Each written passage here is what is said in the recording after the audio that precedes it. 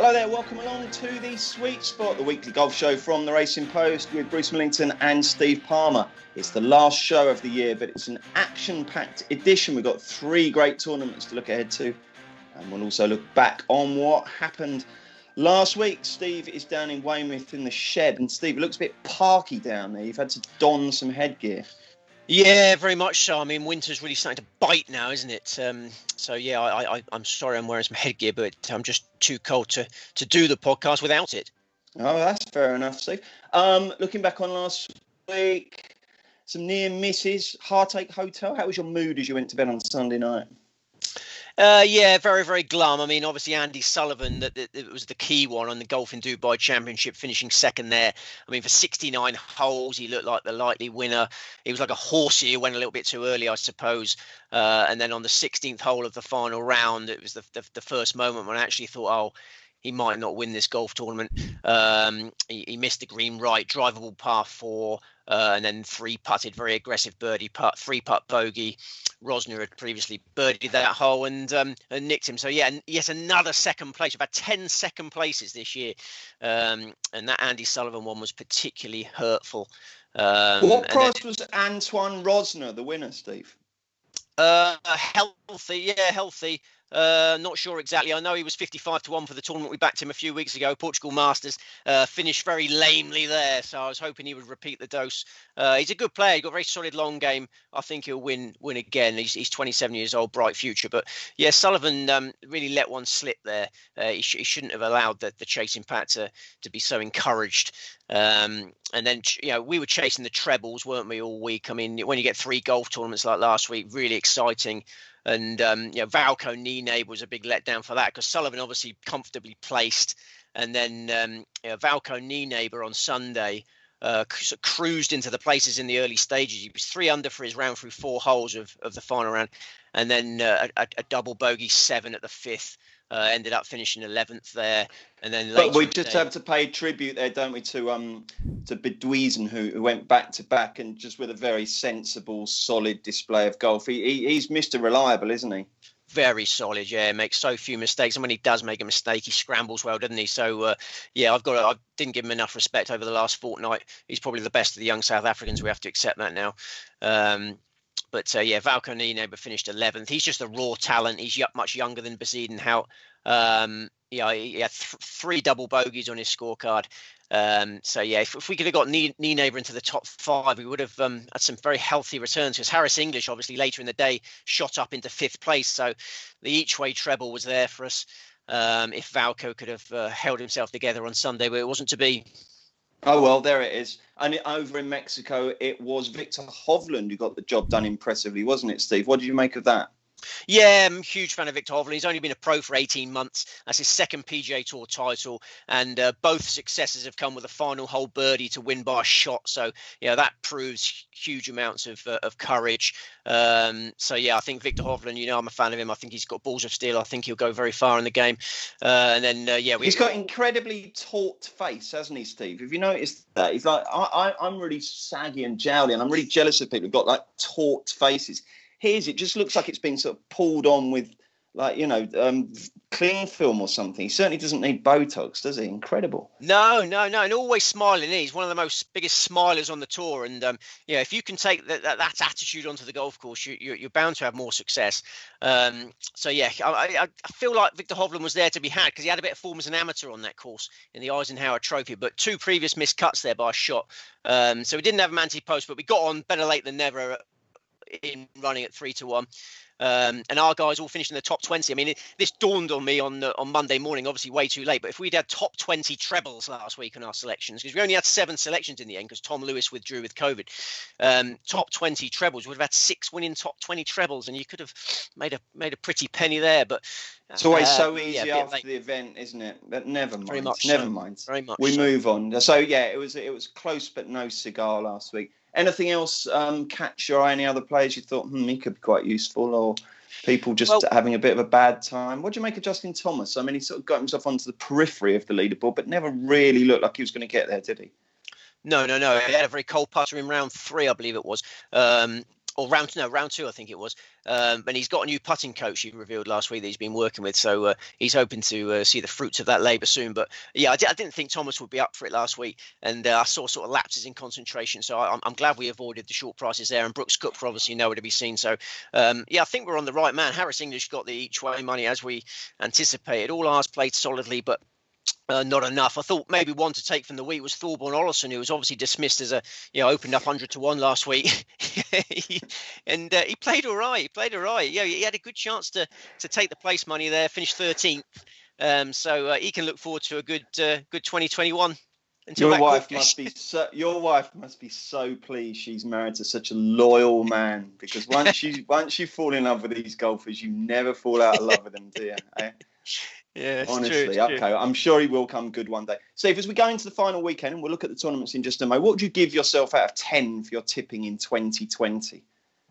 I'd probably call it a 5 or a 6. Yeah, nothing special, but not disastrous. I mean, 10 second places, if they all win, you've had an amazing year. I mean, 2018 is the greatest year ever. We had 18 winners. And we only had, I think we had 7 winners this year. So, yeah, if those 10 second places win, 17 winners, it's a game of very fine margins, this golf. It doesn't take much. I mean, last week, a few shots here and there, Olesen wins, Nienaber wins, English wins. You're not speaking to me now because I'm off in the Bahamas or wherever I've chosen to go. So, it's just a few shots. Yeah, you might have had the same. Yeah, you probably did have the same treble. So it's just fine margin. So yeah, it's not been a great year, but last year was terrible. The year before was amazing. We've sort of been in the middle a little bit this year. Fingers crossed that 2021 is good. And by the way, we should just plug Steve's preview. Steve, tell us about that coming up in the Racing Post toward just before Christmas, isn't it? December the 23rd edition. So it'll be online just before that. We have the previews of the 2 money lists. Hopefully we can get the money list double again. We had John Brown, Brooks Koepka a couple of years ago, got the money list double. Previews of everything, majors, accumulator previews, players to follow. Players to follow. Yeah, we had Sami Välimäki last year, and he won a few weeks later. So, it's all in there. December 23rd. And you also, by the way, while we're doing some plugging, you also mentioned GolfWise Extra there. That is Steve's round by round previews that appear on racingpost.com. They're really, really good. Steve, if his main tips have blown out or whatever, or he's got a fresh perspective, he'll give that. And thankfully, I logged on Sunday afternoon just in time to see that he'd given Victor Hovland a very confident pick at 3 to 1. So I had a bit on that. So that was great. So watch out for all of that coming up. But in the meantime, we've got 3 tournaments this week. And there's an absolute cracker, isn't there, Steve? What's the main event? Tell us, before you tell us your tips, tell us about it. Whet our appetites. Yeah, the main event is the DP World Tour Championship, which is at the Earth Course. We're at the Fire Course last week at Jumeirah Golf Estates. We're at the neighbouring Earth Course this week. 7,675 yards, par 72, wide fairways, low scoring, honours board full of powerhouses, aside from Matt Fitzpatrick, who's the outlier. Sunny and warm conditions all week. Should be a very low scoring event again, and only 65 runners go to post, so a fantastic each way. Each way terms are the same. 65 runners. Get some each way bets in there, please. Okay, let's look at the market leaders over in Dubai. 8 to 1 Patrick Reed. You can tell straight away, can't you, that the stars are coming out for one last hurrah. It's 10 to 1 Tyrrell Hatton, who's had such a fantastic year. 12 to 1 Hovland. 12 to 1 Tommy Fleetwood, and 14 to 1 Colin Morikawa. So it's a really high class field. How many tips have you got, Steve? I've got 5. 5, okay. Fire away with the top dog. I've got 5, so I want to take advantage of these each way terms. And you're going to absolutely adore my number 1 selection. One of your favourite players, Thomas Pieters. Oh, no. There it is. No, I just want to enjoy that face. Who is it? I just want to enjoy it. It is. Tip him. Respect Thomas Pieters. 4-time European Tour champion. 4-time European Tour champion. Ryder Cup star in 2016, World Cup winner in 2018, gifted but mercurial is how I would describe Thomas Pieters, but seemingly becoming more level-headed. Because what you don't like about him is his explosive temperament, but he's seemingly becoming more level-headed. He became a father in August, and he says that missed putts don't destroy him now like they used to. He just thinks of baby Florence whenever he misses a putt. Much more chilled out these days. And just prior to lockdown, nobody on the European Tour was hitting it better than him. He was 3rd in the Saudi International in February, and post-lockdown, post-fatherhood as well. He's played really, really well. He was third in the Celtic Classic, 15th in the Wales Open, 23rd in the US Open. Took a bit of a break then. Hasn't played much. Almost 2 months off before he played last week in the Golf in Dubai Championship. Understandably rusty. Finished 25th. Decent return. Proven desert rat. I see him going close to victory on Sunday. He's finished in the top 5 3 times in the Abu Dhabi Championship. He was 6th in this event last year. Second. Second Don't selection say Torrington Olsen, all right? He's not playing. He's not playing. Second selection, Bernd Wiesberger. Another player. I like players who had a run last week. Yeah, you're playing at the fire course in Dubai. You're fully acclimatized. You're going next door to play the earth course. Wiesberger finished 8th last week, and that followed a brilliant effort on the PGA Tour. Finished 4th in the RSM Classic. A bit of stateside form there. I was very impressed with that.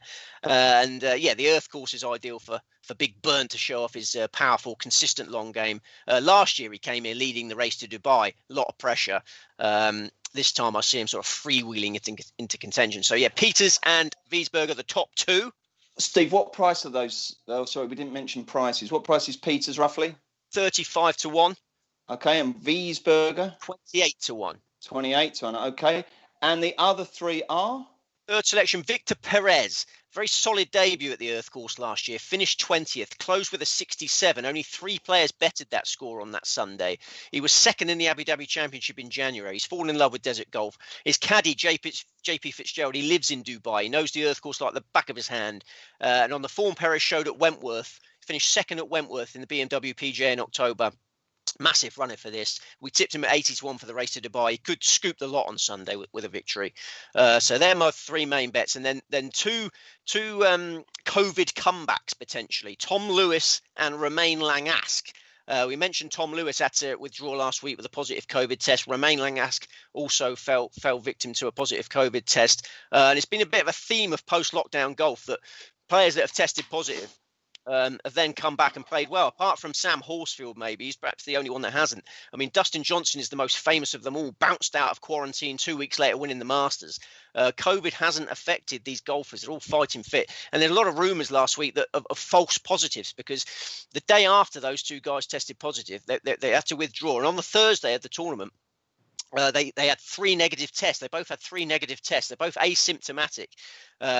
So the rumours abound of false positives, and and everyone assumed that they weren't going to be able to play this week, Lewis and Langasque, because of the 14-day isolation period that the European Tour imposed. But there they were in the field. So I did a little bit of digging and found out that the Dubai authorities insist on taking charge of testing and rulings on who plays when they go to Dubai. So the European Tour are not in charge of it. So the Golf in Dubai guys, 3 negative tests, and you're back in. So they're definitely okay to play, are they? Lewis and Langasque have been given the green light by the Dubai bigwigs, and both playing, both very well suited to the track, and have both been shunted out at big prices on the basis of COVID and are they healthy, blah blah blah blah blah. They're both fit as a fiddle and raring to go. Okay, what prices are Perez, Lewis, and Langasque? Perez opened up at 50 to 1. Lewis 66 to 1. Langasque 110 to 1. Blimey, O'Reilly. Steve, you've shunned all the market leaders here. Of those ones that on our caption at the start, the big 5, if you like, who do you like best and who do you like least? Was Robert McIntyre on there? I wasn't, no, but I suppose he's quite short, isn't he? 22. Isn't he? I think he's 22 to 1. Yeah, I think Robert McIntyre should play well again, but he still hasn't won a 72-hole stroke play event, a proper one. That Cyprus Showdown. I just I'm not quite convinced by him yet, but yeah, I fear him. But yeah, I like my big juicy prices with these each way terms are amazing this week. Okay, that was the DP World Championship. Let's switch our attention now to the QBE Shootout. And Steve, we need to know about the format first, don't we? Because it's not your normal golf tournament, this. No. Very quirky format. This a 3-day event. Starts Friday, finishes Sunday. The opening day is what they call scramble. So you pick your best ball after each shot. But it's pairs. That's the first thing to say, isn't it? Oh, sorry. Yeah. 12 teams of 2. And then 3 different formats. So the first day is scramble. So you pick your best ball after every shot and both play from there. And then on Saturday, it's called greensomes. So you pick your best tee shot and then you play alternate shot from there. And then on Sunday it's better ball, where you each have your own ball and your best score counts. The team's best score counts. So really low scoring event, as you can imagine. Okay, where is it? And it's in Naples, Florida, Tiburon Golf Club. 7,382 yards, par 72. Very easy course, no rough, and the weather is always sublime there. It is again this week. Oh, right. Okay, well, let's look at the market then. As I say, it's a pairs event, and there's only 12 pairs. So 6-1, Abraham Answer and Matt Wolff. 13-2, Cameron Champion, Tony Finau, and 7-1, Oosthuizen and Watson, the unlikely couple there. Billy Horschel and Todd are sevens, and so Munoz and Neiman. Shop around for best prices. They are just indicators, and as we always say, not just best prices, but best place terms. So only 12 runners. So how many tips are you going to have then, Steve? I've got 2 teams. Okay. What's your levels of confidence going into this? Because it's a bit odd, isn't it? Yeah, I'm normally more confident than usual. I'll be honest with you for this event. It's a very competitive heat this year. My shortlist was quite long. I had to really put my thinking cap on here. Normally, the 1 or 2 groups really stand out. But in the end, I've got there and I'm very happy. I'm pretty confident I've got the value selections now. Go on then. And my number 1 choice is Daniel Berger and Steve Stricker, which I think is a great combination here. You've got the wise old owl in Steve Stricker, who can captain the side, talented young buck alongside him. Daniel Berger will know that Stricker is running a rule over him with regards to Ryder Cup selection. Stricker, the Ryder Cup captain. Berger will be very keen to impress. He'll be taking this very seriously. Stricker managed to win this tournament 3 years ago with Sean O'Hare as his partner. So Berger is an upgrade on Sean O'Hare. Berger missed the Masters despite being world number 13, so he's full of energy, full of hunger to finish the year strongly. Last week in the Mayakoba Classic, a pair of 67s over the weekend. He's a Florida man as well. He will relish Tiburon Golf Club. And these two are both fantastic putters, which is the key to success this week. I mean, the format, a lot of shots don't count in this format, but putts, strong putting is all important. Stricker is 53 years of age, but he's still a force, certainly on the greens. He was 17th in the Mayakoba on Sunday. So Berger and Stricker, fantastic combination, and 12-1. Okay, and who are you going to supplement them with? I'm going to supplement them with Billy Horschel and Brendan Todd. Horschel, like Berger, a Florida man through and through, loves this track. Weekend rounds of 65 and 64 for 5th place in the Mayakoba on Sunday. So he's gone to the shootout full of beans. Billy Horschel's putting well at the moment. He's been, a couple of years of good putting behind him now. Was his weakness, is not anymore. Plays pairs golf very well. He won the Zurich Classic with Scott Piercy in 2018. And Brendan Todd is a great partner to have because he's one of the best putters on tour. So Horschel and Todd should roll in plenty of putts. And all my 4 players I'm supporting this week, great putters. Okay, we've seen that Horschel and Todd ran about 7-1. What can we get for Stricker and Berger? Yeah, 12-1 best price Stricker and Berger, 8-1 best price Horschel and Toddy. And how important, Steve, is that combination and getting that right? Because if I look at Oosthuizen and Watson, I mean, you couldn't get 2 more different golfers. But I suppose the beauty of that particular pairing is that Watson can have an absolute smash off the tee, can't he? And he knows that Oosthuizen is just going to play a nice, steady 260 straight down the middle, isn't he? Yeah, I mean, you've got to wonder how they're going to gel. Louis Oosthuizen and Bubba Watson, 2 very contrasting characters. I don't know how they've been paired together. Maybe their sponsors have organised this. All these partnerships are created in different ways. And when I looked at Oosthuizen and Watson, I just remember them duelling for the Masters and many moons ago. They don't seem natural bedfellows to me. And also, I mean, if you look at Watson, often gives his caddy the most evil death stares, doesn't he? If he starts doing that to Louis, he could completely phase him, couldn't he? Yeah. As you say, I just don't see those 2 gelling. They're on the shortlist because they're such quality golfers. But the others looking at Sebastian Munoz and Joachim Neiman have been playing well lately. It's a Latin American duo. The youngest, very young pairing. There's a couple of young groups. Abraham Answer and Matt Wolff. I mean, obviously, the bookmakers have been seduced by that combo, but I'm not sure again whether they'll be perfect in this format. Ryan Palmer and Harold Varner.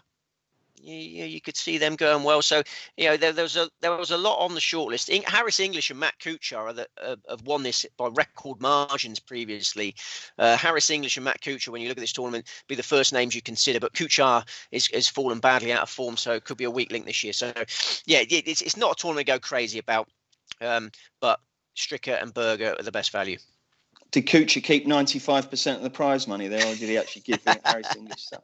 Oh, we haven't done that horrible masochistic thing of last name off the shortlist yet, have we? Who was it for the World Tour Championship? Let me get my shortlist. Here we are. Yeah, Tommy Fleetwood. Tommy. Right. Yeah, you asked about the market leaders, didn't you? I think Tommy Fleetwood and Robert McIntyre were the two at the top of the market that I spent longest considering for the DP. With regards to the QBE shootout, English and Kuchar. I mean, English and Kuchar, their record in this tournament is fantastic. Harris English's form is outstanding at the moment, so they're hard to scrape off the list. But I just don't think Kuchar's performing. And we haven't come to the next one yet, have we? The US. No, well, let's do that now then. Okay, it's the Women's US Open. Normally takes place when it's nice and sunny here, and we can watch it long into a balmy summer's evening. But of course, it's taking place very close to Christmas now. It's the final piece in the COVID jigsaw refit, isn't it? They've done a really good job with the schedule this year, haven't they, Steve? I must say, they've really done a terrific job. Yeah, and you mentioned a key point there because this is being played in December and there's not a lot of daylight around. They're having two courses for the US Open. First time in the tournament's history, there's two courses this week. So they're splitting the field on Thursday and Friday, and then all playing the same course on the weekend. And which courses are they? So we've got the Champions Club in Houston, Texas. So Cypress Creek will be the one staging 3 of the rounds, and Jack Rabbit will be staging 1 of the rounds. 6,731 yards, the Cypress Creek, 6,558 yards, Jack Rabbit, both par 71s. Massive greens are the most interesting feature of Cypress Creek. So, I think strong lag putting is the most important attribute this week. Okay, let's look at the market. 9-1 Si Young Kim, 12-1 Inbee Park, 12-1 Danielle Kang, and 16-1 Bar. As ever, there are a lot of female golfers with very similar surnames, so do please make sure you pick out the correct one. Steve, how many tips have you got on the US Women's Open? I've got 3 at big prices, very big price, 3 at 100-1 plus, working on the basis that the Texas-based players will be favoured because practice time has been restricted for this tournament for various reasons. So getting to know 2 tracks in a limited amount of time is very, very difficult. So my theory is that the locals who already know these tracks very well will be favoured. Okay, go on then, fire away. Your trio of Texans. My trio of Texan-based players is my number one is Céline Boutier, who is a Texas-based French lady. She lives in Dallas. 27, full of promise, former world number 1 amateur. She won the Texas Women's Open in June, using that home state advantage to good effect there, and seemingly an excellent putter. She's 6th on the 2020 LPGA Tour putting statistics, so that lag putting that I mentioned shouldn't be a problem for her. And she was 5th in last year's US Open, so maybe she can go even better this time. She's used 100-1 Céline Boutier. Wow, lovely. And who else do you like? My next best is Stacey Lewis. So she grew up fairly close to this course. She grew up in the Woodlands, which is down the road, and then became a member of this golf course when she moved to Houston with her husband. So she's got bundles of course knowledge in the book. They now live next to the Golf Club of Houston, which is close by. She's a 2-time major champion. She won the 2013 Open. She was 2nd in the 2014 US Open. So, Stacey Lewis is a class act. Her career sort of stalled a little bit when she had a baby in October 2018. Understandably lost her game for a little bit, but the old magic's been returning. She won the Scottish Open in August. Still only 35 years of age. So, Stacey Lewis still has bundles to offer. She's 125-1. Does the nappy factor work even more in women's golf than it does for men's? Do you know? Have you studied it? I suspect it's the opposite, isn't it? I mean, obviously the man can be inspired by having a baby, and becoming a father makes you all misty-eyed, and like Thomas Peters, he seems to have a much better attitude on the course now. But obviously, if a lady has to spend 9 months, nursing the baby, suckling, etc. Suckling is not going to help you play good golf, is it? So, I would say the nappy factor goes the other way. Yeah, I think that might need a little bit more research. Okay, your third selection. Well, they're that tennis player. I'm going off on a tangent there, but they're the world number 1 tennis player, if I remember rightly. I I can't remember her name. Sorry, I probably shouldn't have gone off on this tangent. But I remember there was a world number 1 tennis player and then she had a baby and then lost her form. I just think it obviously much tougher gig, isn't it, for the ladies having a baby than the gents. But my third selection hasn't had a baby. She's 23 years of age, Cheyenne Knight. Much younger than Lewis, but another one who came up in the Woodlands area. The Woodlands area of Texas seems to create some great golfers. Cheyenne Knight's played this Champions Club a lot. She won her first LPGA Tour event in Dallas last year. So another one who's already, used that home state advantage to good effect. She was second to Celine Boutier, already mentioned in the Texas Open that we mentioned earlier. So she seems to like playing at home. And she's another one at 125 to 1. So the bookmakers clearly think that the established names are going to make merry here. But I like the players that have, know the course better. Brilliant. Yeah. Great insight. Thank you very much, Steve. Let's get the solemn, straightforward roundup of all your tips this week in case anyone didn't manage to jot them all down. Here we go. The DP World Tour Championship. Thomas Pieters, Bernd Wiesberger, Victor Perez, Tom Lewis and Romain Langasque. And the QBE Shootout. Daniel Berger stroke Steve Stricker, Billy Horschel stroke Brendan Todd. And the US Women's Open. Celine Boutier, Stacey Lewis and Cheyenne Knight. Thank you very much, Steve. And finally, if you're only having one golf bet this week, what would it be? It would be Thomas Pieters, just so I can get that face again that I love seeing. That doesn't like mercurial talent. This will be the last one. It'll be off the list this week. That'll be done. That'll be it. You'll be Sunday night. You'll be giving it that. Never again. Why do I keep falling for him? No, I hope I'm completely wrong. I hope my face is covered in egg and that you are basking in the glory of not just tipping a winner, but proving an old cynic wrong. Okay, Steve, that's it for the year. You've delivered your final tip. Thank you very much indeed. What does the future hold between now and us reconvening at the start of January? Well, I'm hoping to attend a football match tonight for the first time in a long while. Yeah. Weymouth versus Dagenham and Redbridge tonight. Crowd limited to 500, but I think I've secured a ticket. So, a bit of that and then a bit home of for Christmas? Weymouth Christmas? Yeah, home for Christmas, funnily enough. Yeah. Very good. Yeah, just behind the shed here. Yeah. And what's top item on the Christmas card list? Not Christmas card list. That'd be Christmas card, wouldn't it? Christmas present. I don't need anything but love and affection. I mean, when you get to my age, you really don't need anything but love and affection, do you? You know, love and affection is makes the world go round, doesn't it? It certainly does. We'll hopefully get plenty of love and affection from the listeners after a brilliant weekend of tips. Thank you very much for joining us. That's it for the Sweet Spot this year. Steve and I will be back in 2021. We look forward to you joining us then. Have a fantastic weekend, bet safely, and most of all, have a really merry, safe Christmas.